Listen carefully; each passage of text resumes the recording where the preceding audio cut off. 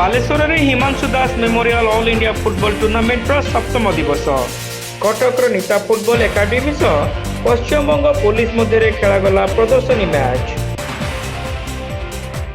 Baleshwar Himanshu Hari foundation अनुकूल्य आयोजित होता Himanshu Das memorial all India football tournament सप्तम दिवस एक प्रदर्शनी मैच अनुष्ठित हो जाएगी।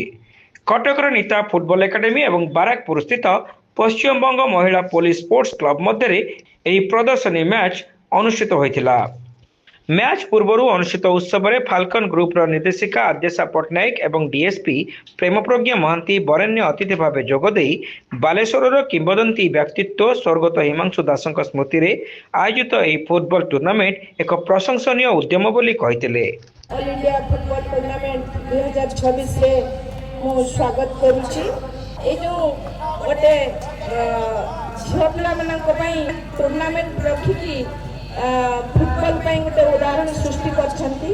जदियो बालेश्वर टीम खेलु नाही तथापि फुटबॉल हम ओडिसा रु कटक टीम आछंती एवं वेस्ट बेंगल टीम खेलुछंती। ए Himanshu Das memorial football tournament माध्यम आम फुटबॉल खेल को आज उज्जीवित कर रखा एवं हिमांशु दास जे कि बालेश्वर गर्व एवं गौरव मन रखा सुपुत्र माने आज नाम जो टूर्नामेंट सब करुछंती एवं नुआ नुआ खेलाड़ी मानक यही प्लाटफॉर्म माध्यम यही जगह आनी खेल प्रतिभा को उदीयमान रखा चेष्टा करिसेंती। तेणु मु निश्चित भाव में आशा रखी यही कार्यक्रम आगक जारी रहू। टूर्नामेंट आयोजन कमिटी सदस्य अलिबा दास, सरोजिनी दास, जयश्री महंती, शर्मिष्ठा दास प्रमुख मंचासीन हो समस्त को कृतज्ञता जणाइतिले। हमर 11 तारिख ये प्रोग्राम स्टार्ट होछि। आज है सप्तम दिन आमर काली फाइनल अछि। फाइनल ले हमर अछि वेस्ट बेंगल पुलिस आमर हरि प्लस दु जन को भीतर काली अछि मैच लास्ट एया कहूँ बालेश्वर वासी ये भल पाइबा समस्त साहाय्य प्रोग्राम आज हो पारि मोर समस्त बहुत बहुत धन्यवाद। फाउंडेशन रो चेयरमैन युव शिल्पोद्योगी संजय दास और भाइस चेयरमैन तथा हरिप्लास्ट मैनेजिंग डायरेक्टर संग्राम दास कार्यक्रम उपस्थित रही टूर्नामेंट आयोजन आभिमुख्य संपर्क में आलोकपात करथिले। टूर्नामेंट शेष दिन एवं 18 तारिख में बालेश्वर हरिप्लास टीम और बाराकपुर स्थित पश्चिमबंग पुलिस स्पोर्ट्स क्लब मध्य अनुष्ठित होगा टूर्नामेंट फाइनल मैच रे बहु संख्यार दर्शक जोगदे खेलाड़ी मान को उत्साहित करने को सेमाने अनुरोध करथिले। सभा पर अतिथि मानक द्वारा दुई टीम रो खेलाड़ी और मैच ऑफिशियल मान को स्वागत और सेमानकर परिचय प्रदान करने सहित मैच आरंभ होता। संघर्षपूर्ण मैच रो प्रथमार्धरे एकाधिक सुजोग पाइथिले भी कौनसी दल गोल करने को सक्षम होई नथिले। द्वितीयार्धर 34 मिनिट रे 12 नंबर जर्सी रे थिबा सुजाना नीता एकेडमी पाई प्रथम गोल करथिले। यार जवाब रे 57 मिनिट रे 25 नंबर जर्सी रो माचिंडा पश्चिमबंग पुलिस उपरे द्वितीय गोल करथिले। परे परे 57 मिनिट रे 25 नंबर जर्सी रो माचिंडा पश्चिमबंग पुलिस उपरे द्वितीय गोल करथिले।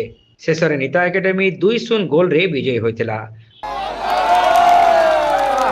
उत्कलमणि बेहरा मैच रेफरी, सुजीत कुमार पात्र एवं अमित सिंह असिस्टेंट रेफरी तथा दिलीप कुमार राउत चतुर्थ रेफरी भाव यह मैच परिचालना करथिले। मैच शेष होगा पर बालेश्वर वेटरान फुटबॉल खिलाड़ी सलील कुमार सिंह एवं गोपाल चंद्र सेठी को यह अवसर में संबर्धित करा यह सहित श्रेष्ठ विजेता नीता एकेडमी को ट्रॉफी एवं समस्त खेलाड़ी मान को मेडल एवं runners up team Paschim Banga police को ट्रॉफी प्रदान कर देथिला।